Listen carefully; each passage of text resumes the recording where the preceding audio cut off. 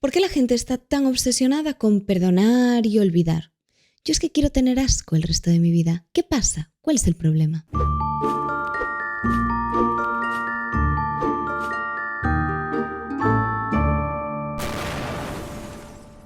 Muy buenas, yo soy Yayo. Yo soy Coral. Y estáis escuchando Sofá, Manta y Crimen, el podcast que te cuenta las cosas terribles que hacen otras personas para que así no te sientas culpable por las cosas terribles que haces tú. Exacto, es que lo de ser bueno o malo depende un poco de la perspectiva y por eso siempre vas a ser la buena persona si te comparas, por ejemplo, con el que inventó las tapas que no se quitan de las botellas de plástico. Sí, totalmente. Es que además a mí hay un juego que me encanta hacer para separar a la gente buena de la mala y es imaginarme si pisarían lo fregado o se quedarían esperando a que seque. Por ejemplo, el que inventó los peajes pisaría lo fregado. Uy, me parece buena criba, ¿eh? Porque, por ejemplo, yo creo que una madre cada vez que dice ¿qué tengo que ir yo? Pisaría lo fregado. Sí, totalmente. O la naturaleza, cada vez que permite que estemos a 42 grados, pisaría lo fregado. O los que no devuelven el carrito en el súper y lo dejan atravesado en el parking, sin duda pisarían lo fregado. Efectivamente. Es que es un juego que no falla. ¿Y sabes quién pisaría también lo fregado? Cualquiera de los protagonistas de nuestro podcast. Sí, así que vamos allá. Y antes de empezar, lo de siempre un poco, ¿no? Bueno, un poco sí. de comer oreja, que nos sigáis en Spotify y nos comentéis cosas, lo que sea, nos gusta leer. Nos encanta leer. No nos gusta tanto. A mí me encanta leer. La porque verdad. luego digo, que dijimos esto, Sí. que en serio hicimos eso. No, y muchas veces nos dicen, oye, aquí era tal cosa, ¿no? Imagínate. Y yo, ¿de qué hablan? En plan, no me acuerdo, es como que hago borrado del cerebro y tengo que buscar en el podcast a lo que se están refiriendo. Pero es divertido, como que en los Sí. comentarios dices, No, y suele ser que nosotros dijimos, comentarnos qué os parece esta cosa y luego nos olvidamos. sí, lo de olvidarse, sí. No tiene Es un sentido. problema mutuo. Y bueno, cuando quieras, que además hoy empiezas tú. Sí. Bueno, pues vamos allá con mi historia porque vais a flipar con esto. Robert Joe Long, más conocido como Bobby Long, gracias, porque esto me cuesta menos pronunciarlo, nació el 14 de octubre de 1953 en Kénova, una ciudad que está al oeste del estado de Virginia, de Estados Unidos. Aunque poco tiempo después se mudó con su madre Luella a Florida. Sus padres se separaron y ella como que se fue a emprender una nueva vida después de la separación. Y claro, después de esta separación, el niño, que vivía con su madre, en ese momento empezó a sentir como muchísimo rechazo hacia ella. Y claro, realmente dirás, ¿por qué? Pues tenía toda la razón el pobre Bobby, porque su madre no era lo que se dice una madre ejemplar. Miedo. Sí. Ella se buscó trabajo como pudo. Por esto, evidentemente, no la vamos a juzgar, porque es muy fácil hablar desde una posición privilegiada, en donde tienes dinero y no te hace falta aceptar determinados trabajos en los que realmente te tienes que vender o vender tu cuerpo. Ya me imagino por dónde irán los tiros. Claro, un poco, pero bueno, no hablo exactamente de eso, pero sí. Quiero decir que al final, cuando tienes una necesidad económica y tienes que dar de mantener a tus hijos y cuidarlos, como en este caso, pues no te queda otra opción. Pero vamos, que el resumen es que no era una buena madre y ya que no lo digo por esto exactamente, lo vamos a ir viendo. Vale. Ella encontró un trabajo en un local de camarera y allí le dijeron que tenía que ir medio desnuda. Con poquita ropa, bien de cosificación, nada nuevo muchas veces para las camareras, ¿no?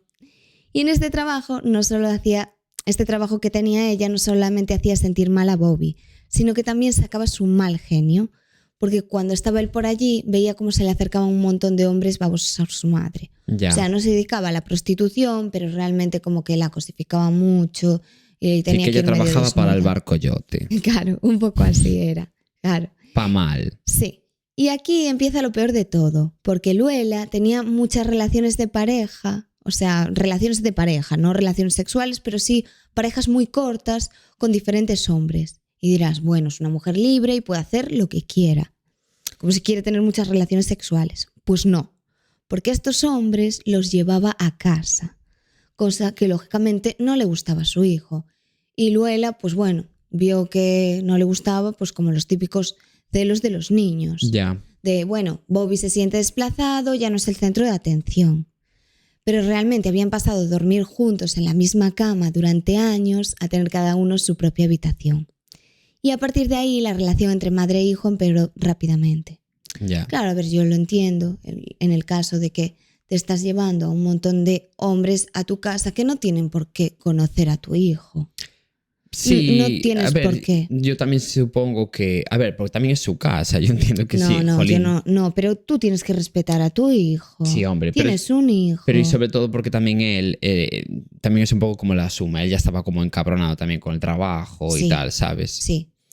Bueno, pues eso, que puedo entenderlo porque veía que muchas veces lo ignoraba por estar con hombres. Ya. Y un día, de hecho, hay una anécdota en la que estaban los dos en la playa y Bobby se estaba bañando cuando de pronto él perdió el control de nadar y se empezó a ahogar. Y cuando estaba buscando a su madre, vio cómo estaba tonteando con un hombre en lugar de vigilarlo. Ya. Entonces era como continuo ese sentirse desplazado. Ya. Y claro, acumuló un montón de rabia hacia su madre. Y toda esta rabia cada vez crecía más y más hasta que llegó a la adolescencia. Porque Bobby, siendo adolescente, empezó a sentirse atraído sexualmente por, atención, por su madre. Es que la vi. Sí, era una relación extraña. Y esto claramente le provocaba sentimientos encontrados de vergüenza y rabia. Lógico, ¿no? Y se le sumó un problema de genética que le descubrieron, que era el síndrome de Klinefelter. Vale. ¿No te suena? Bueno, ahora No. Cuando lo explique... Me quiere sonar, ¿eh? Sí, lo vas a entender. Porque es que me sí, quiere sonar, pero sí no que lo caigo. conoces, sí que tenemos hablado de esto. Consiste en que los hombres nacen con un cromosoma X adicional. Es decir, tenía cromosoma XXY y le creció el pecho. Ah, vale. Claro. O sea, que era intersexual. No. O sea, que tenía, me refiero, caracteres sexuales. Eso sí. Pues intersexual. Bueno. Vale, pero tenía los órganos reproductivos de un hombre, Sí, pero algún carácter sexual femenino, como por ejemplo el pecho en este caso. Vale. Hay como grados, digamos, ¿no? Vale. O sea, no tienes por qué tener vagina y pene, por ejemplo. Ah, vale. Claro. Vale, pensé que no. Bueno, pues está bien aclararlo. Tenía como pecho, un poco de pecho. Pensé que eran hombres que les crecía un poco más de... generaban más estrógenos. No, puede ser eso. Lo que pasa es que si tenía ese cromosoma, yo entiendo que estaba así un poco... Bueno, no lo sé. No lo sé. El caso es que tuvo que ser operado para extirparlos. Vale. No sé si era intersexual o no era intersexual. Bueno, no. Eso se llama ginecomastia. Eso es lo que yo me refería, que ibas a saber. Y bueno, que creo que es algo bastante común, la ginecomastia. Sí. Vale.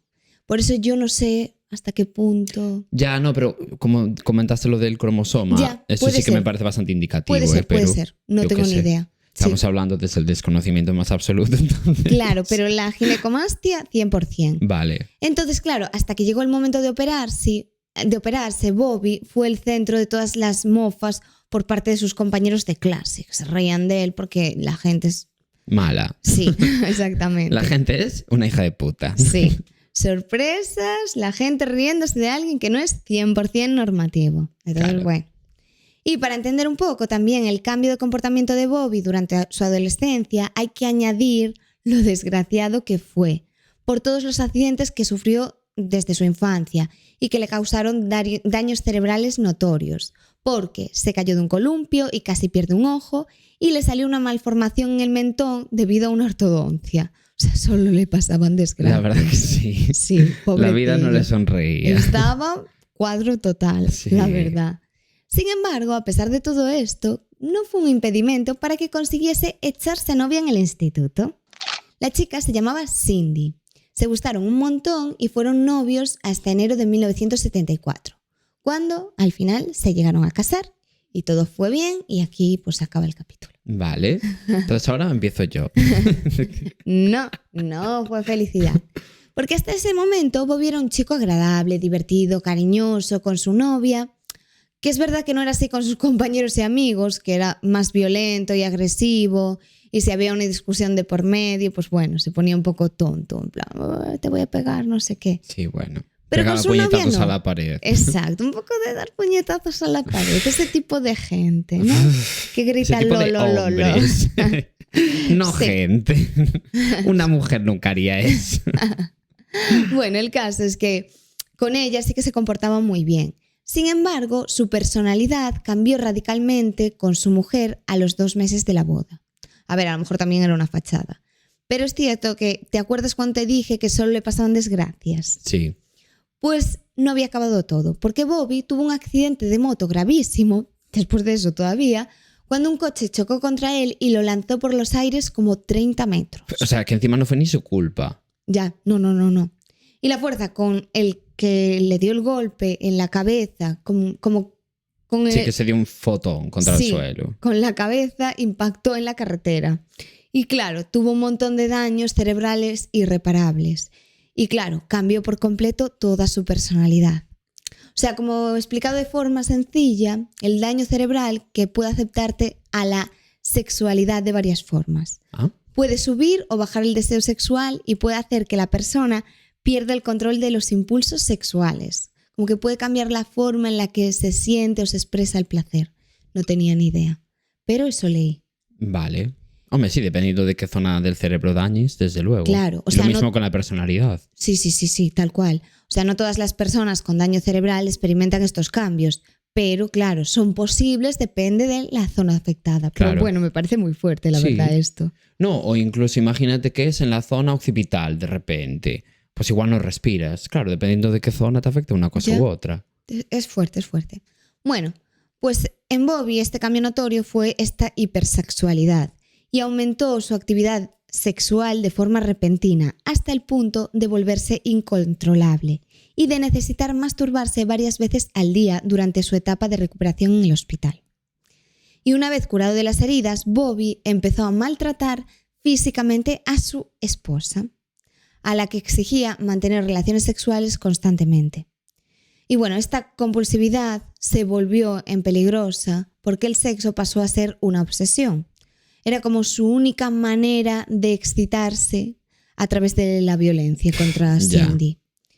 Y la ataba en la cama, la estrangulaba y pasó a tener fantasías sexuales con amigas y con familiares, a quienes se imaginaba en orgías donde, bueno, los humillaba y cosas de estas, que no nos interesa mucho saber. Y Cindy se cansó en algún momento de este ser de mierda y le pidió el divorcio. A ver, normal. Lógicamente, sí. Normal. Pobriña. Sí, porque realmente si Cindy no lo había abandonado antes era por los 2 hijos que tenían en común. Pero después de la última paliza que la llevó directa al hospital, dijo, mira, hasta aquí llegué y ya no quiso más. Y la noche en la que volvió a casa, cogió una escopeta, ella, y se fue al dormitorio donde Bobby estaba durmiendo. O sea que imagínate. Cuando Bobby se despertó y la vio con la escopeta apuntándole, le dijo literalmente, adelante perra, no tienes agallas. Wow. Sí. Y Cindy, pues como que en ese momento le volvió un poco la cordura y dijo que se marchaba ya de casa con sus hijos, que lo abandonaba. Así que bueno, a Bobby al final no le quedó más remedio que aguantarse y perder a su mujer. Pero evidentemente esto no hizo que su impulso sexual parase. De hecho, aumentó y se convirtió en sadismo sexual. Wow. Sí. En ese momento era el año 1980, él decidió mudarse a Tampa y durante los siguientes 4 años se convirtió en un depredador sexual en serie. Y lo llegaron a llamar el violador de los anuncios clasificados. Ya, realmente le llamaban así por su modus operandi, que era el siguiente. Revisaba los anuncios de venta de muebles que publicaba alguna mujer y le decía a estas chicas que estaba muy interesado en la compra de pues, lo que fuese que vendiesen en ese momento. Y a continuación se acercaba a casa de la víctima como si fuese ese cliente interesado y robaba todo lo que podía a la mujer y la violaba antes de marcharse. Ay, Dios. Sí. Y de esta forma llegó a violar a casi un total de 50 mujeres. O sea, imagínate la lista, era un violador en serie total y muy peligroso. 50, Sí, qué animalada, claro. Su única detención por violación fue en el 1983, pero no se sabe muy bien por qué quedó finalmente en libertad condicional, aunque yo creo que podemos sospechar que simplemente fue porque, bueno, que dio con un juez de mierda. De mierda para nosotros, claro. Muy probablemente. Claro. Pues de mierda para él, no, claro. Y bueno, poco después, Bobby decidió seguir otro camino. Como que para calmar un poco todos sus deseos sexuales irrefrenables, para él también, claro, irrefrenables, porque no, eso no existe, ¿vale? Pues bueno, empezó a visitar una zona de prostitutas llamada Strip. Y así inició un poco su particular carnicería. Claro, todo lo que viene a continuación... Claro, porque hasta ahora eran turbio. violaciones, pero no mató a nadie. Nunca. Vale. Hasta este momento. Cada 2 semanas y durante 8 meses, la policía fue encontrando cuerpos de mujeres asesinadas, uno tras otro. Y la forma de actuar de Bobby para atraer a sus víctimas siempre era como la misma. Lo que hacía era se acercaba a la zona con su coche y buscaba a la chica que más le gustaba para contratar sus servicios. Y después negociaba un precio y conseguía que se subiesen dentro de su coche. Entonces las llevaba a casa, donde las ataba, las torturaba y las violaba. Y el asesinato pues simplemente era como una especie de consecuencia para evitar que lo pillasen y bueno, que se enterase la policía de todas las barbaridades que les hacía a estas pobres chicas.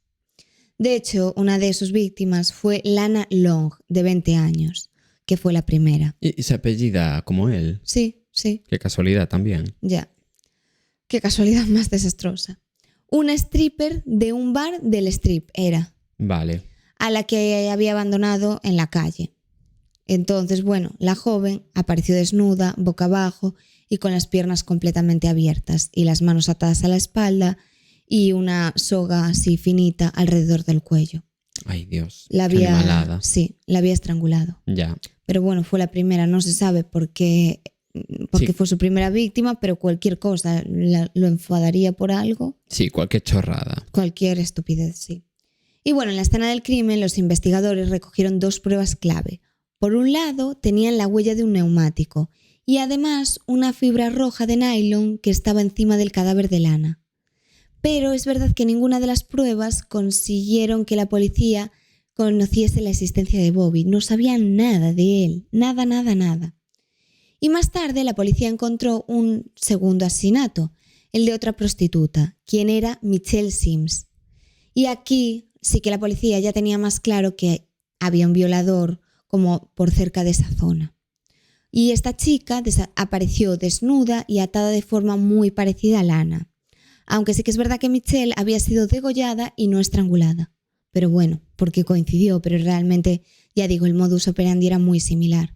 Y las pruebas también encontraron cuerdas similares, fibras de nylon rojo y las mismas marcas de la rueda del coche. Y claro, los casos eran, lo que te decía, prácticamente iguales. Ya. Sí, como que era el mismo modus operandi. Sí, el mismo. Y pronto empezaron a salir noticias de este violador de esta zona. Pero ¿qué pasa? Que Bobby llegó a leer todo lo que decían de sus técnicas. Y en ese momento dijo, vale, pues cambio mi modus operandi y así consigo que no me pillen. Ya. Entonces, bueno, no te creas que he pensado en dejar de asesinar en ningún momento. O sea, ¿para qué? Asesinar no, asesinar No. seguía haciéndolo. Tal y como lo había hecho después con Elizabeth, que la abandonó en un descampado.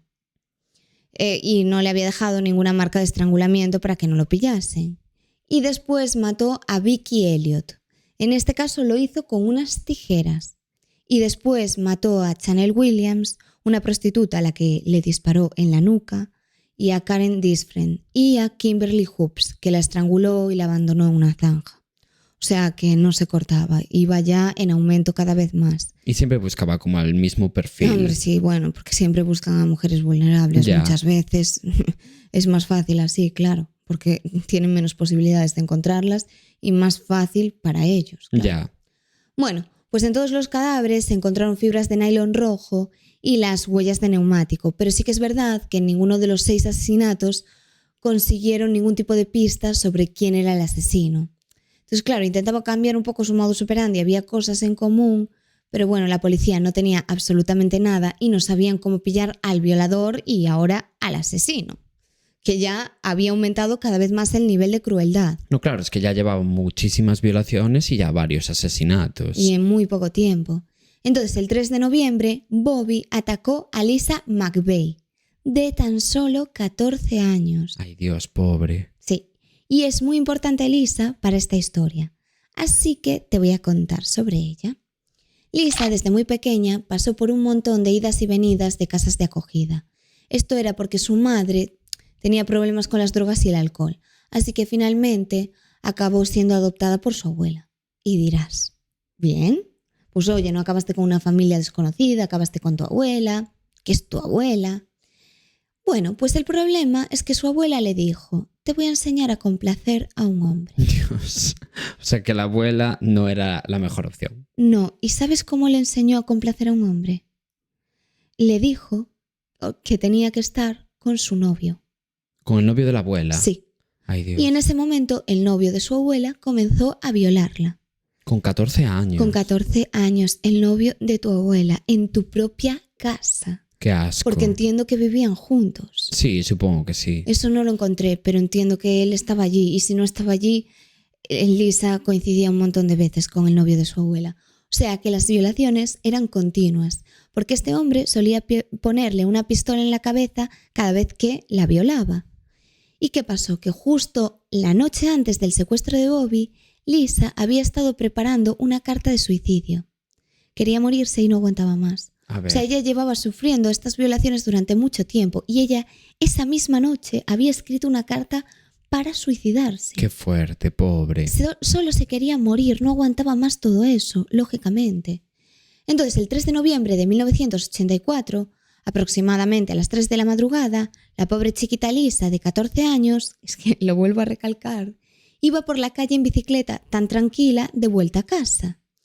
Y de vuelta al infierno. De vuelta al infierno, exactamente, pero ella ya iba a acabar con su vida, ya no quería seguir existiendo. Y en el momento que Bobby la vio, lo tenía claro, ella iba a ser su siguiente víctima. Entonces la pilló por sorpresa, la enganchó de la bici y la obligó a ir hasta su casa. Y una vez allí, le ató las manos, le vendó los ojos y la sometió a 26 horas de puro sufrimiento.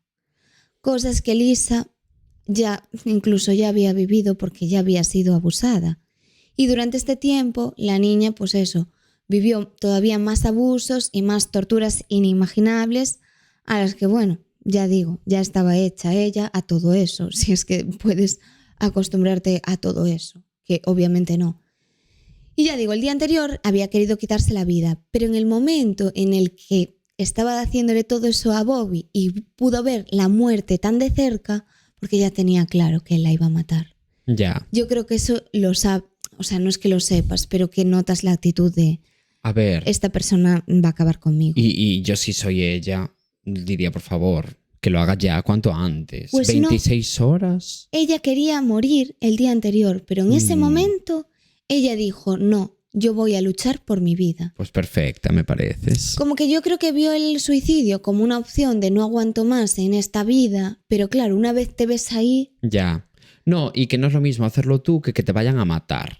¿Sabes? Es como que quieres tener un poco también como el control de tu propia muerte, que mínimo. Eso puede ser también. Y claro, ella pensó que si no lo conseguía, por lo menos iba a dejar toda la información posible para que la policía lo pudiese atrapar. Porque ella ya estaba harta, imagínate, es que ya no era el primer ser asqueroso con el que se encontraba. Y al final ella consiguió mirar por debajo de la venda que tenía y vio algunos detalles del coche, la casa de Bobby, algunos rasgos de su cara que pudo intuir viéndolo y también tocándole la cara. Ya.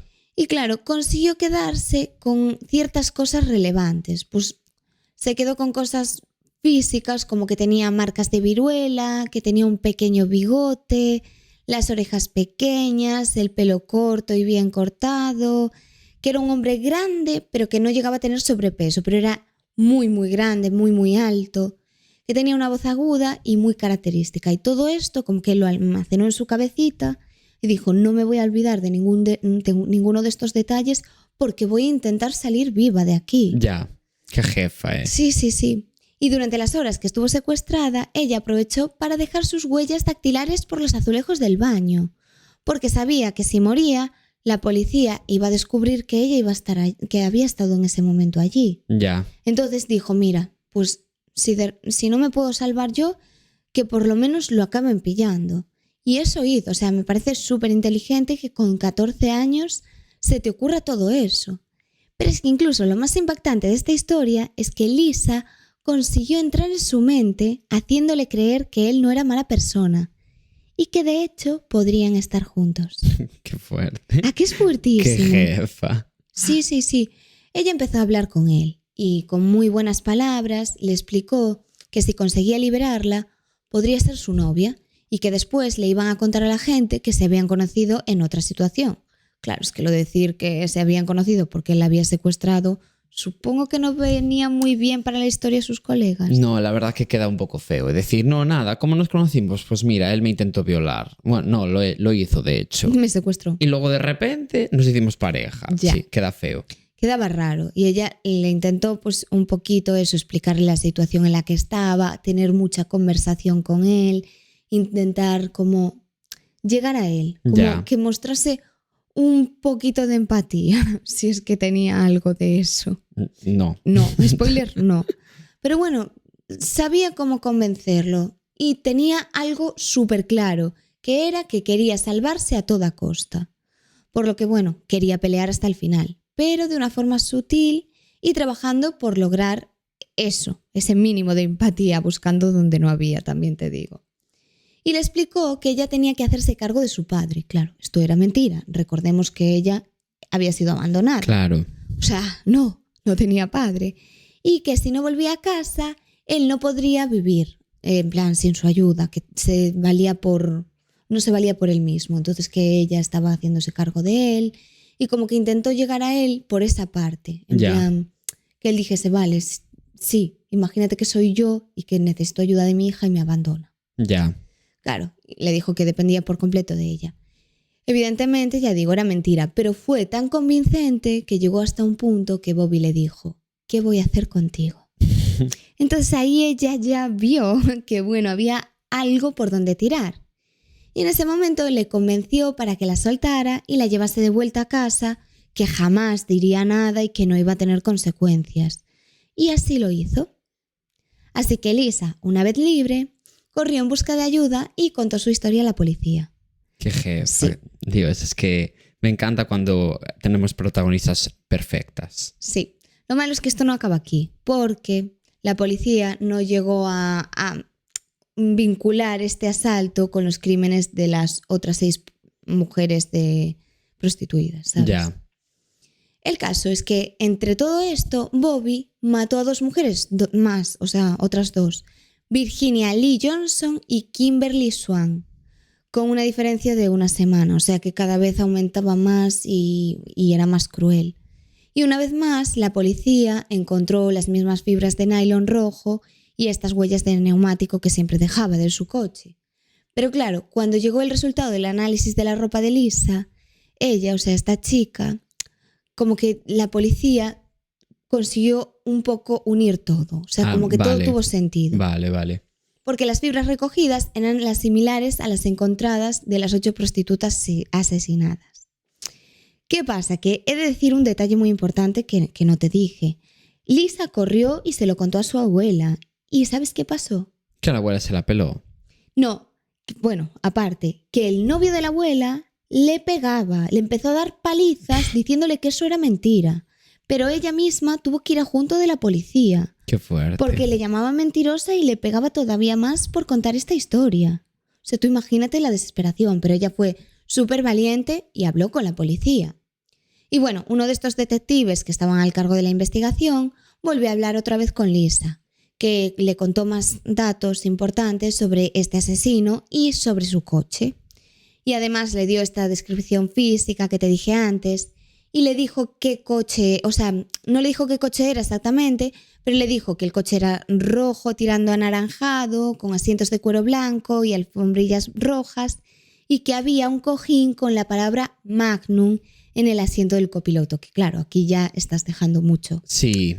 Que Sí, ver. porque para empezar los colores del coche, a ver, bueno, puede haber más coches y eso que eran Sí. bastante concretos, ¿eh? Sí, Pero bueno, podría ser, pero a ver, en plan lo de Magnum. exacto. Eso era como lo más importante. Así que en pocas horas la policía descubrió cuál era la marca del coche, que era un Dodge Magnum rojo.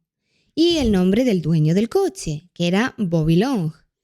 Y claro, cuando Lisa le enseñaron la foto del hombre, no tuvo ninguna duda de que era su secuestrador, claramente. Y al momento se montó un operativo de vigilancia que este operativo fue hasta un cine. Y claro, fue hasta un cine porque estaba viendo una película Bobby. Y la policía comprobó las huellas que había en el coche, que eran de Bobby, y vio que coincidían con las que tenían de las escenas de todos los crímenes. Vale. Ellos tenían huellas, lo que pasa es que no podían cotejarlas con nadie porque no sospechaban de nadie. Claro, y no estaban tampoco en la base de datos ni nada así, entiendo yo. Claro, o sea, sí, las tenían, pero exacto, no tenían antecedentes, Claro. entiendo. Y Bobby Long fue arrestado finalmente el 16 de noviembre de 1984, después de 8 meses de un montón de asesinatos y de, bueno, todas las violaciones que también están ahí. Y bueno, él la verdad es que se mostró tranquilo, no se resistió para nada y llegó allí a comisaría dispuesto a no decir absolutamente nada. Pero claro, sí que es verdad que bueno, la presión de la policía muchas veces es más fuerte y al final consiguieron que reconociese todos los crímenes. Bueno, por lo menos. Sí, y él les habló de Lisa, de los 10 asesinatos que había cometido y de las más de 50 violaciones de los últimos años. De hecho, llegó a colaborar tanto que consiguieron que señalasen un mapa donde había abandonado a 2 de las víctimas que todavía no habían encontrado. Y dijo literalmente: supongo que me ha pillado bien. Sí, las he matado, a todas las del periódico. Las maté a todas. Afirmó con una sonrisa en la cara. Dios. Así dijo. O sea que súper frío, en verdad. Sí. En fin, la gente que lo entrevistó y analizaron como todo su comportamiento y todo, que se hace muchas veces, dijeron que su personalidad era la de un psicópata y un narcisista y que tenía un gran odio hacia las mujeres, que bueno, este odio le había venido desde pequeño y era incapaz de sentir compasión por nadie de las víctimas. Y el 24 de septiembre de 1985, un jurado popular lo condenó a todos los cargos de los que estaba acusado y fue condenado finalmente a 26 cadenas perpetuas sin posibilidad de libertad condicional. 26 cadenas perpetuas. Sí, que es una ojo, locura. Y otras 7 más con un cumplimiento mínimo de 25 años. O sea que... Sí, bueno, vamos, que se iba a tirar toda la puta vida en la cárcel. sí. Y unos meses más tarde recibió una sentencia de muerte por el crimen de Michelle Sims. Y bueno, al final él estuvo 34 años en el corredor de la muerte. Y aquí dio entrevistas a medios de comunicación en las que dijo que, bueno, que no se sentía orgulloso de sus actos, pero llegó a culpar a las víctimas de todo lo que había pasado. En plan, estoy aquí por ellas. Sí, claro, a ver, ¿qué te esperabas? Y dijo exactamente: no quiero decir que merecían morir, pero tampoco eran unas santas. Bueno, yo flipo. Es fuerte, es fuerte. O sea, la sinvergonzonería. Claro, y solamente porque estas mujeres ejercían la prostitución, Ya. que es heavy. Y dijo también, es que claro, no nos llegaba con esta frasecita: yo estoy enfermo, no soy un asesino, no como los tipos que hay aquí en el corredor. Claro, nadie se ve igual, nadie se ve un asesino, nadie se ve un monstruo, pero a ver... lo eres. Sí, lo siento mucho, pero es la realidad. Bueno, lo peor es que es gente normal, que no tiene ningún tipo de problema. Ninguno. Y acaban siendo así, pero sí. A ver, la mayoría, Se vaya. convierten en monstruos. Claro. Sí, la mayoría, a ver. Pero la mayoría es gente normal. Es que es lo fuerte, es lo que nos sorprende. Y al final lo ejecutaron el 23 de mayo del 2019. Que bueno, había como allí más de 20 testigos, entre la policía, los medios de comunicación y Lisa, que fue la única superviviente del asesino en serie. Y dijo ella: quería ser la primera persona a la que viera. Yo represento la voz de todas las víctimas que no pueden hablar. Y nombró a cada una de las víctimas que él le había hecho algo. Y se dirigió a él y le dio las gracias. y le dijo: te he perdonado por lo que me has hecho. Si no te hubiera perdonado, estaría en mi propia prisión, sin muros. Y bueno, dijo: Dios me ha mostrado que la única manera de ser realmente libre es el perdón total. Mi vida cambió para siempre y para mejor. Elegí no seguir siendo una víctima, elegí vivir. Qué fuerte. Que a ver, sí, es increíble que tengas esa resiliencia y ese modo de verlo. Porque ella se iba a morir. Y en eso sí que es cierto. Al final, de una forma u otra, consiguió coger fuerzas de donde pudo y sobrevivir a todo esto. Y bueno, durante el discurso de Lisa, Bobby no abrió ni un segundo los ojos ni miró para ella. Tampoco cuando le pusieron la inyección letal. Y murió sin decir ni una sola palabra en la cárcel de Florida. A las 7 menos 5 de la mañana, a los 65 años de edad.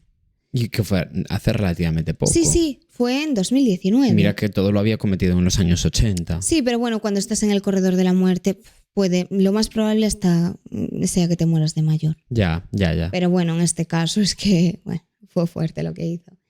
Y en la que no significa que estemos de acuerdo. No estamos. No, pero bueno. No estamos. No por él tampoco, sino por nadie. Claro, no por salvar a este tío, pero que se jode y que esté en la cárcel. Exacto. Pero bueno. Y ahora mismo, que esto me pareció como un dato súper guay, que Lisa forma parte de la Policía de Florida, que está especializada en delitos sexuales. Y ella trabaja protegiendo, ayudando y enseñando sobre todo a niños y víctimas de abuso a saber cómo reaccionar ante este tipo de depredadores sexuales. Y da un montón de charlas motivacionales en colegios y claro, como que ya es una inspiración por toda la gente de Florida. Qué fuerte. Sí. Y es increíble que ella como que saliese de todo ese mundo tan horrible que estaba. Es que un ejemplo de superación. Total. En verdad. Qué fuerte. Sí. Bueno, pues hasta aquí tu caso, ¿no? Ya, ¿qué te ha parecido? Increíble. Ya. Increíble. A ver, es durísimo. Este lo conocía, pero porque me lo robaste. Sí, he de decir que lo robé. Me lo robaste, pero bueno. Ya lo siento. Se te perdonará. Bueno, pues ahora me toca a mí. Vale. Mi caso vas a flipar mucho, ya te lo digo. A ver, no es tan duro como el tuyo, también te digo. Bueno, le llega, depende. Ya opinaréis. Sí. Bueno, vamos a volver un poco como a nuestros orígenes, es decir, a ese terrorífico primer capítulo del podcast que cualquier día haré desaparecer de internet sin que Coral se entere. Ese día llegará, Coral, tienes que asumirlo. Sí. Ese capítulo tiene que desaparecer cualquier día, pero bueno. Y digo esto porque os voy a contar un caso del país de los aficionados al balconing, los aficionados a las quemaduras de segundo grado provocadas por el sol y los aficionados a irse de organizaciones internacionales de cooperación entre países como la Unión Europea. Es decir, UK. Vale, ahora todo tiene sentido. O Reino Unido para las personitas absolutamente perfectas que no hayan escuchado el primer capítulo del podcast. Bueno, mi protagonista de hoy se llama Richard John Bingham. Y ya os adelanto que esta persona es todo lo opuesto a lo que somos todas nosotras. Efectivamente, rico. Ya. Y esta vez hasta Coral ha acertado. Sí, no es fácil, no es difícil saber que somos pobres. Es que la pobreza llama tanto a nuestra puerta. Bueno, Richard nació en Londres en el año 1934 y es el hijo de un señor cuyo nombre no nos interesa en absoluto, pero que era el sexto conde de Lucan. Vale. O sea que cuando el padre de Richard hiciera, doblamiento de servilleta, se convertiría en el séptimo conde de Lucan. Signifique lo que signifique eso, porque la verdad que el momento nobiliario no te lo trabajo yo. Ya. La verdad. La cosa es que el padre de Richard, a pesar de ser aristócrata, tenía una ideología socialista. Anda. Sí. Y claro, esto en el contexto de los años 30, ¿no? Y 40, pues, como que era un poco problemático, porque claro, estamos hablando de la época de la Segunda Guerra Mundial. Así que cuando la guerra avanzó y empezaron como a caer bombas sobre Londres y tal por parte del ejército nazi, pues mandó a su hijo Richard a la campiña de Gales. A un castillito tontorrón que tenían así, ¿no? Por allí de 800 metros cuadrados. Entonces, este castillo que tengo aquí. Te voy a mandar a nuestro castillo, a nuestro cuarto castillo. para que no te pillen en los 3 primeros. Pero bueno, en fin, llegó un punto en el que ni siquiera aquí Richard estaba seguro. Así que unos años después, el padre de Richard tomó la decisión de mandar a su hijo a Canadá primero y a Estados Unidos después, para que viviera, bueno, pues en una mansión de Nueva York que tenía allí una amiga de la familia.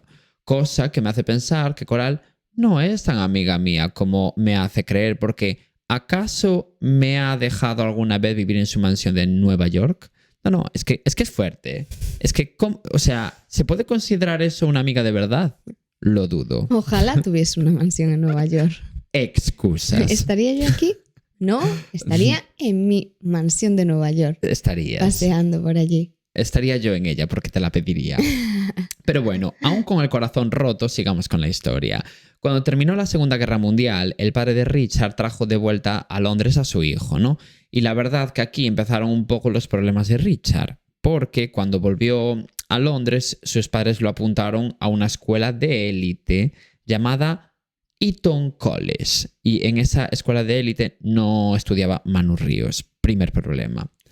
Pero había otro problema aún más grande que el de Manu Ríos, si cabe. Uf, sí, porque tú y Manu Ríos...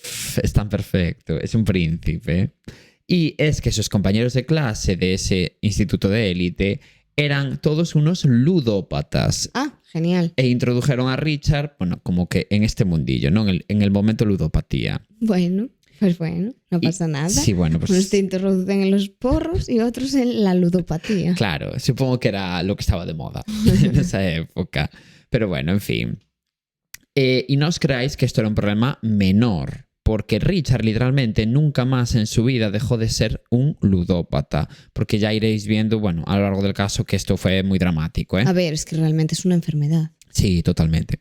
Pero bueno, siguiendo con la historia, en 1954 Richard terminó el servicio militar obligatorio que había de aquellas en UK. Y su padre le consiguió un trabajo en el banco William Brands Sons Co. Vale, en el banco. En un banco. Que bueno, yo qué sé, ¿no? ¿Qué queréis que os diga? Pues un banco aleatorio de Londres. El caso es que en este banco Richard ganaba lo equivalente a unos 17.000 euros al año de hoy en día. O sea, que tampoco es que se hiciera multimillonario precisamente. Quiero decirte, a ver, no está mal. No, claro, un sueldo normal. Normalísimo. En comparación, más o menos. Pero bueno, el padre... bueno, esto me dijo ChatGPT. Ah, averiguaste cuánto sería hoy en día su sueldo. Sí, porque me ponía, imagínate, 55.000 libras esterlinas. Mira qué trabajador. Sí, no eran 55.000, eran muchísimas menos. Pero bueno, y yo, ChatGPT, ¿cuánto es este dinero en el año 2024? Bueno, en euros, 2025. Me gusta. Y me dijo 17.000 y yo, pues tampoco ganaba tanto. Me gusta que te intereses por los detallitos. Sí. No es tanto. O sea, es para lo que era él. Claro, para él era una miseria, desde luego, ¿no? O sea, que ya digo, tampoco es que se hiciera multimillonario precisamente con este sueldo. Pero bueno, el padre lo había metido en ese trabajo para que empezara poco a poco y aprendiera a gestionar su dinero bien y tal. Me parece correcto. Sí. No te vengas arriba siendo rico. Claro. Sí que alguna gente debería de no venirse tan arriba siendo rico. Claro, pero piensa que el padre tenía como ideas así, eso, como muy progres, muy socialistas, no sé qué. Entonces, sí, bueno. No necesito que la gente tenga ideas progres, con que no vote a Abascal. Con que no hable bien de Abascal me llega. Sí, que no todos los podcasts pueden decir lo mismo. El caso es que este trabajo a Richard no le gustaba nada, ¿no? Porque a él lo que realmente le interesaba, lo que le gustaba eran las apuestas y los juegos, ¿no? Bueno. Él lo que quería era jugar y se la pelaba al resto, la verdad.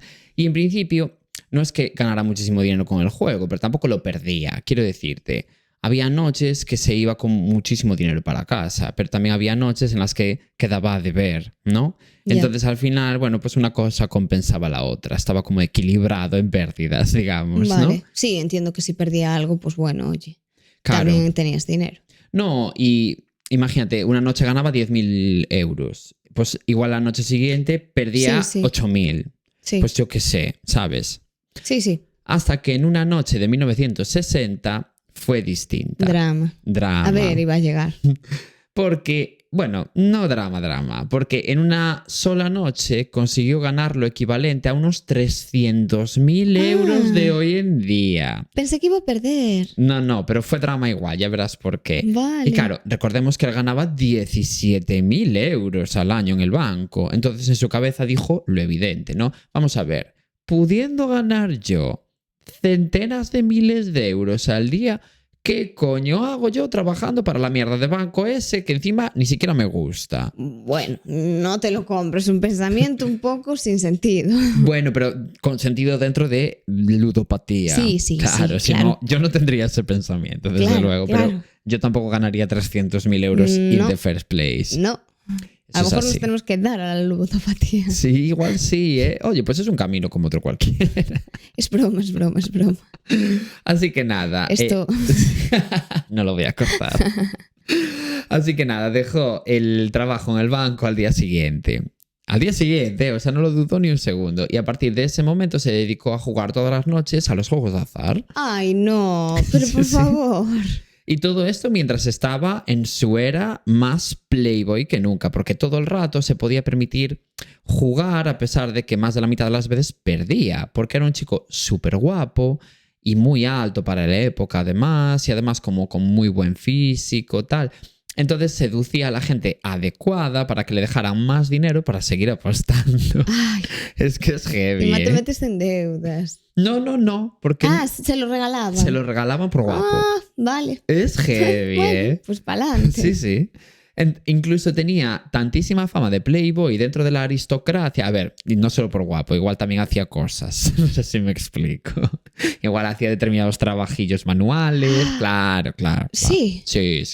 Pasaban cosas. Vale. Pasaban. Entonces, bueno, ya digo, como que tenía tantísima fama como de playboy dentro de la aristocracia y el mundillo de los famosos, que le llegaron a ofrecer el papel de James Bond en las ¿Qué pelis. dices? Sí. Pero él lo rechazó y a cambio el director de la película eligió a Sean Connery. Que No. me pareció curiosísima esta historia. Pero ¿por qué lo rechazó? No le moló. Dijo, no, mi camino es la ludopatía, Claro, pasando claro. del cine. Sí. Además, es que él no quería trabajar. Ya estaba enfocado en lo suyo. Claro, él solo quería jugar. Entonces yo se lo compro. Hombre, a a tal ver. punto. Bueno, parece que esto todo que estoy contando es irrelevante para la historia. Y es que simplemente es puro chisme, ¿no? Pero tranquilos que no me olvido que esto es Sofá, Manta y Crimen y no una telenovela turca. Todo tendrá muchísimo sentido, bueno, como más adelante. Bueno, pues avanzando en el tiempo, en 1963... Richard de repente conoció a una chiquita absolutamente perfecta que se llamaba Verónica Duncan. Ya veréis por qué era tan perfecta. Vale. Ella era modelo y además guapísima, como podréis ver si el Yayo del futuro está poniendo, ¿no? Como por aquí, está trabajador y pone una fotito de ella en el vídeo, que igual Ya. no ocurre, ¿eh? A ver si no es como Joana Denegui. Bueno, nunca se sabrá. Bueno, pues la verdad que al poco de conocerse, Verónica y Richard se gustaron tanto que Richard le pidió matrimonio a Verónica y se casaron pocos meses después. Vale. Pero esa relación no era en absoluto perfecta, porque Verónica y Richard, bueno, como que venían de mundos demasiado diferentes. Quiero decir, Richard había sido multimillonario toda su vida, básicamente, ¿no? En plan, bueno, su padre, pero ya me entendéis, y solo conocía la vida del privilegio. Y sin embargo, Verónica, oye, sí que es verdad que ahora tenía bastante dinero también gracias a su trabajo de modelo, pero venía de una familia muy humilde y tenía, bueno, pues los pies mucho más en la tierra que Richard. Cosa que es importante, porque puedes tener mucho dinero, está bien, maravilloso, o sea, genial, pero Hay que con tener humildad. conciencia de clase Sí, siempre. importante. Así que cuando vio que Richard perdía muchas noches cantidades de dinero ingentes, empezó a flipar un poco, ¿sabes? Porque no lo veía ni medio normal. De hecho, una noche todo el mundo les vio discutir porque Richard había perdido lo equivalente a $70.000 Dios en una mío. sola noche. Ya. Y claro, Verónica le decía que era un loco por apostar tantísimo dinero, a lo que Richard le dijo que para él $70.000 era una miseria. A ver, que él no hablaba ese idioma de pobre que hablaba Verónica. Bueno, Richard, te viniste un poco arriba. Se vino, dijo, uy, no, yo pobreza no te hablo, a mí me hablas en millones. Bueno, pues poco después el padre de Richard murió. Así que Richard heredó todas sus propiedades y todos sus títulos nobiliarios. Así que, claro, pasó a ser el 7º conde de Lucan. Que, cómo me gustaría ser un conde. Ya, Siento que me lo merezco. ya. Y tú siendo conde. Y bueno, ¿Quién te vería? Ojalá. Y además también heredó todo el dinero que tenía. Claro, que eran decenas de millones de dólares actuales. No, qué pena. Y él con ludopatía. Claro. Qué mal lo iba a gestionar. Efectivamente, eso ocurrió. Porque, claro, con esa nueva vida, Richard y Verónica se mudaron a una casa gigantesca que heredó Richard y que estaba en Belgrave Street, en Londres, ¿no? Vale. Y en esa casa tuvieron 3 hijos y, bueno, como que vivieron felices durante varios años hasta que comenzaron los problemas. Siempre comienzan los problemas, por desgracia. Siempre. Porque Richard tuvo durante bastante tiempo una mala racha en el juego. Entonces empezó a tirar de los fondos que había heredado de su padre. Hasta que llegó un punto en el que Richard se quedó prácticamente sin dinero. Y claro, él tampoco es que tuviera un trabajo con el que reponer ese dinero, ¿sabes? Que a ver, sí, tenía propiedades que poder vender, ¿no? Para ganar dinero y tal, pero me refiero que no es como si, yo qué sé, tuviera una empresa multimillonaria que, bueno, pues te tirarás unos meses complicados sin dinero, pero pasados unos meses te repondrías con los beneficios de esa empresa, ¿no? A ver, ya... No, mal, claro. Claro, ya tenía problema con el juego. Es que ya, encima una persona con problemas con el juego y con dinero, ¿qué haces? Sí. Te vuelves loco. Pero claro, no era el caso de Richard, el de tengo una empresa, ¿no? Porque él solo ganaba dinero con lo que generaba con el propio juego. Entonces ya digo, es como que si algo le fallaba, tenía un problema serio. No, claro. Que era lo que ocurrió. Y con todo este panorama, Verónica tuvo varios episodios depresivos por la situación en la que estaba la familia. Y además su relación con Richard, bueno, como que poco a poco fue deteriorándose. Es que lo tenía que ver caer en picado. Sí, total, claro, es que todo el rato. Y ella solo flipaba. Normal. Y de esta forma, en 1973, Richard y Verónica se separaron. Y Verónica se quedó con la custodia de los 3 hijos y se quedó a vivir en la casa de Belgrave Street, porque ya que tenía la custodia, bueno, pues se quedó en esa vivienda familiar, ¿no? Y Richard se fue a vivir a otro piso que tenían por allí cerca de Belgrave Street. O sea, quiero decir, pero como que estaba muy, muy, muy cerca, ¿no?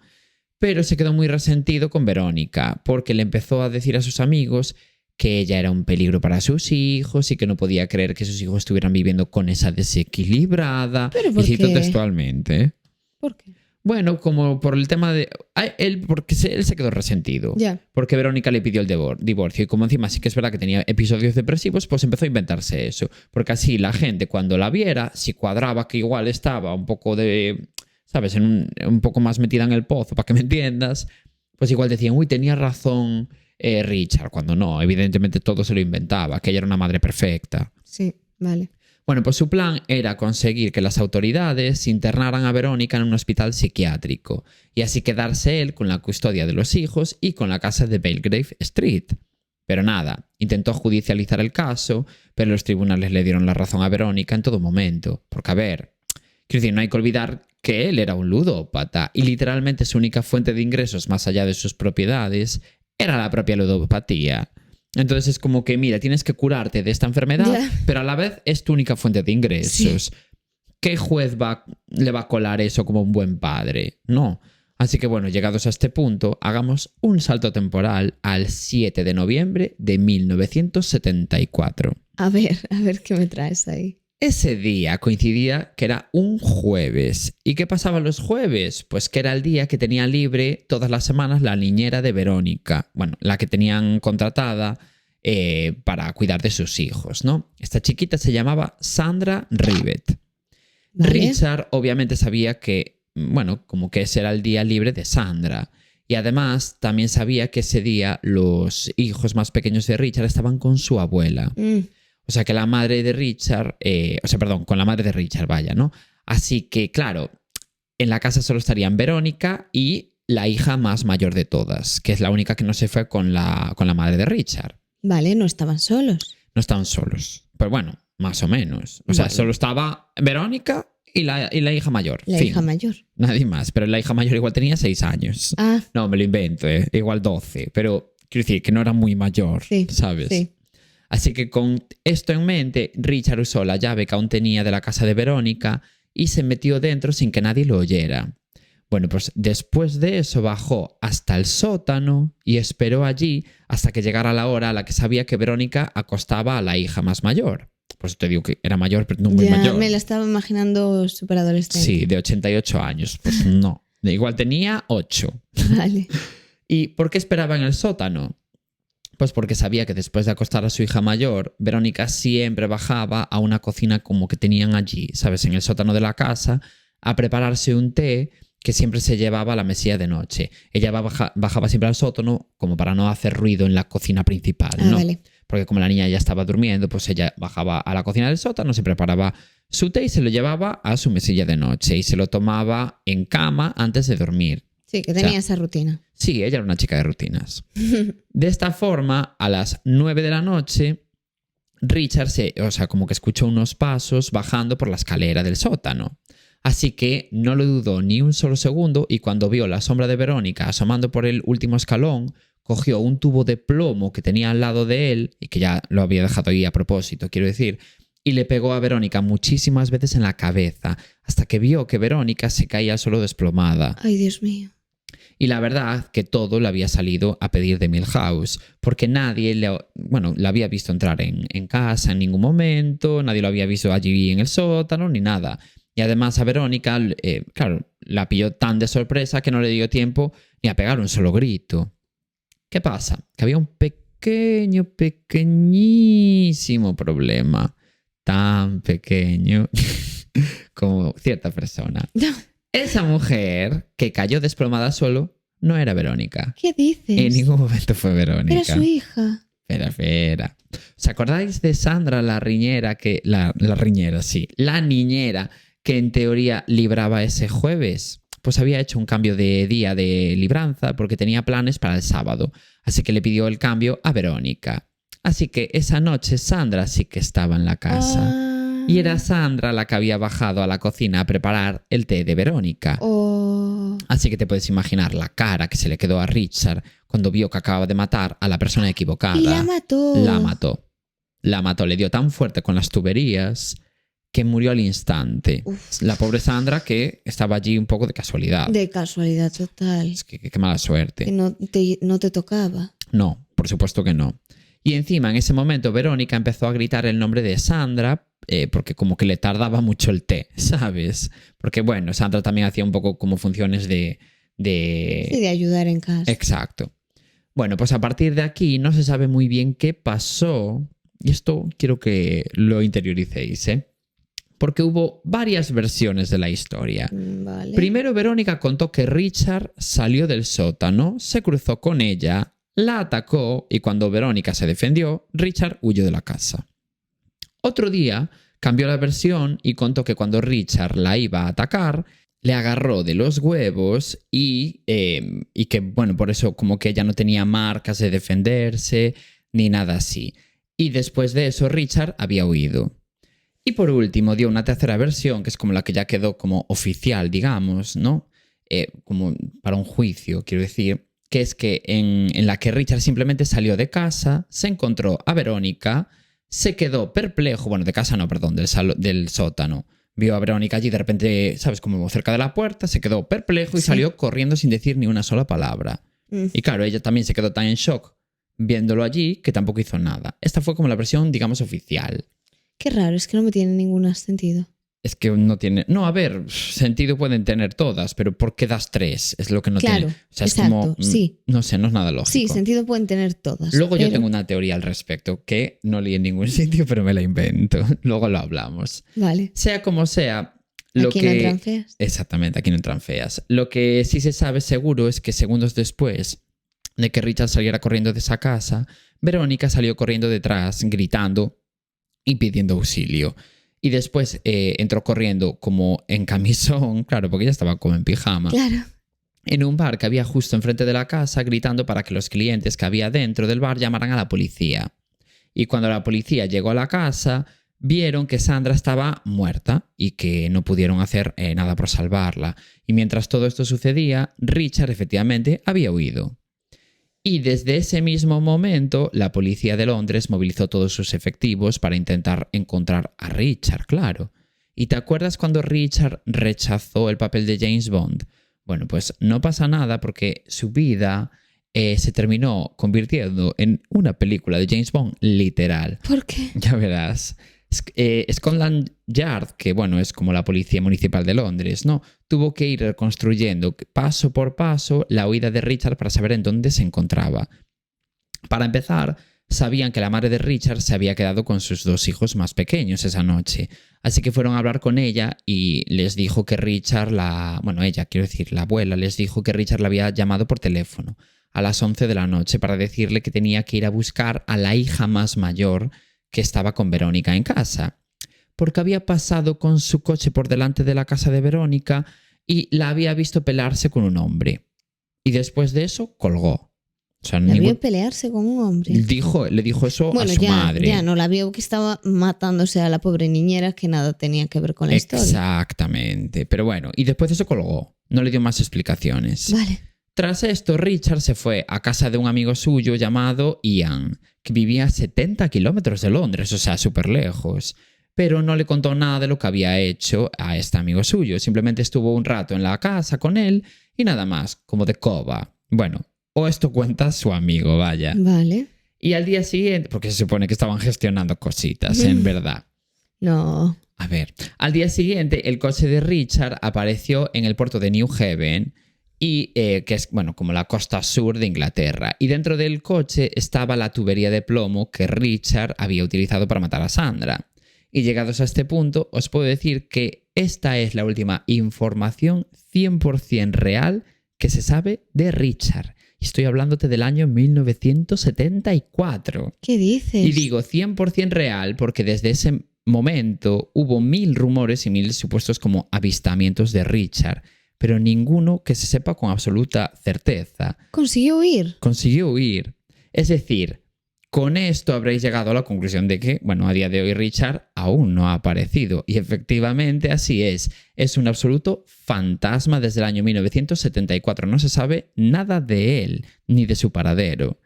Oh. Y claro, yo la teoría que tenía antes es que Verónica efectivamente bajó al sótano, vio que él había matado a su niñera y, aunque ella se asustaría o lo que sea, dijo, huye de aquí. ¿Sabes? Como forma de, bueno, pues al final es el padre de mis hijos. No sé si me explico. Sí. Es la única teoría que yo tengo. Algo como de esta cosa de multimillonarios. Sí, que en parte lo encubrió. Y porque también lo vio como una forma de deshacerse de él. Porque sabía que, quiero decir, igual si iba a la cárcel o lo que sea, él tenía mucho dinero. Podría, bueno, amañar de alguna forma. Puede ser. Claro, pero de esta forma ella sabía que él iba a por ella. Entonces dijo, mira, si huye y no vuelve nunca, me deshago de él de alguna forma. Te lo quiero comprar. Esta es mi teoría y punto. Pero claro, me la estoy inventando. Sí. En fin. Pero bueno, no es un caso sin resolver en sí, porque en 1975 hubo un juicio, aunque no estuviera presente Richard, y el juez declaró a Richard culpable de asesinato. Además había 1000 millones de pruebas, quiero decir. Y desde aquellas, pues, poca info hay. Lo que se ponen los investigadores es que como que se encontró su coche en el puerto de New Haven, seguramente logró irse de Reino Unido, ¿no? Hacia Europa a través del Canal de la Mancha, cogiendo algún ferry. Y aunque su nombre no apareciera en los registros de ningún ferry, bueno, pues suponen que daría algún nombre falso, claro, hombre, sí. que le daría dinero a alguien. Un nombre falso. Cualquier cosa. Y desde que esta información se hizo pública, miles de personas juraron haber visto a Richard en todos los países que te puedas imaginar. O sea, lo vieron supuestamente caminando por las calles de Ciudad del Cabo, escalando el monte Etna, que es un volcán que está ahora mismo en erupción, por cierto, en Italia. Trabajando en un restaurante de San Francisco, meditando en Goa, que es una ciudad de la India, en una comunidad budista de Australia, claro. En fin. Meditando estaba. En todas partes, este chiquito en todas partes estaba. Vale. Y mientras tanto, Verónica siempre mantuvo la misma versión de la huida de Richard, ¿no? Y es que ella cree... la misma. No, pero espera, que ella cree que Richard saltó del ferry ese que supuestamente cogió en el Canal de la Mancha y se suicidó. Ella todo el rato dice esa versión. Y dirás, ¿y qué sentido tiene dar esa versión sin saber fijo que eso fue lo que ocurrió? Pues porque si lo declaraban muerto, Verónica heredaría toda su fortuna y todas sus propiedades. Por eso ella estaba súper interesada en que esa fuera la versión correcta de la historia.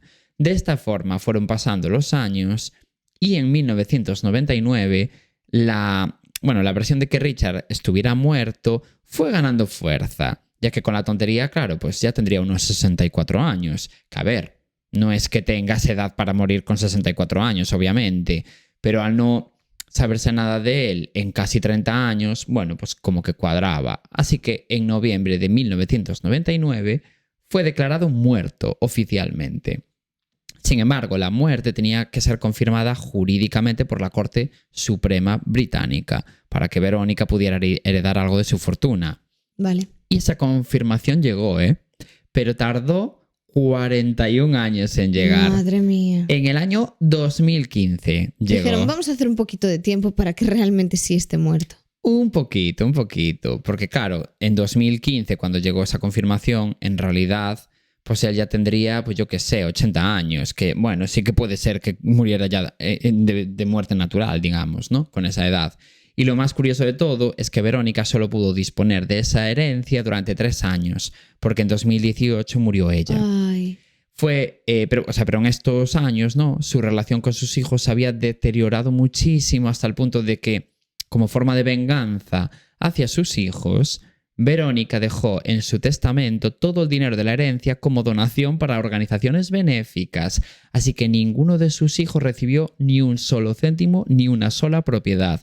Solo el más mayor de todos recibió lo de ser conde de Lucan, que es el 8º conde de Lucan. Pero sin propiedades ni nada, era pues como si lo tienes tú, ese título, ¿sabes? No significa nada, quiero decirte. Ya, pero ¿por qué? No sé. ¿Por qué se odiaría tanto con los hijos? Los hijos empezaron a decir que por este cambio de versiones que ella había ordenado su muerte, no sé, los hijos empezaron como a decir burradas, la verdad, ¿eh? Porque hay muchas entrevistas, cada uno decía una cosa distinta, no sé, algo pasó ahí que se deterioró. Claro, eran todos muy pequeños, entonces es como que tenían como esa, ¿sabes? Como que no se fiaban del todo de la versión que contaba la madre. Bueno, dramas. Y entonces ella se vengó y dijo, pues a tomar por el culo. Qué triste, te intentan Dejó matar. todo ONGs. Y te quedas sin nada y acabas sin llevarte con tus hijos. Ya, sí, totalmente.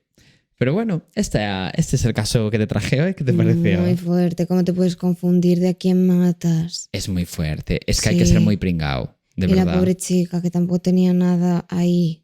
Ya, pobre Que niñera. no había hecho nada. Pobre Sandra. Pobre Sandra. Pero bueno, hasta aquí el capítulo de hoy. Y nada, ya nos comentaréis qué os pareció. Exactamente. Y lo de siempre, seguirnos, bla, bla, bla. Todas esas órdenes que os da Coral. Bla, bla.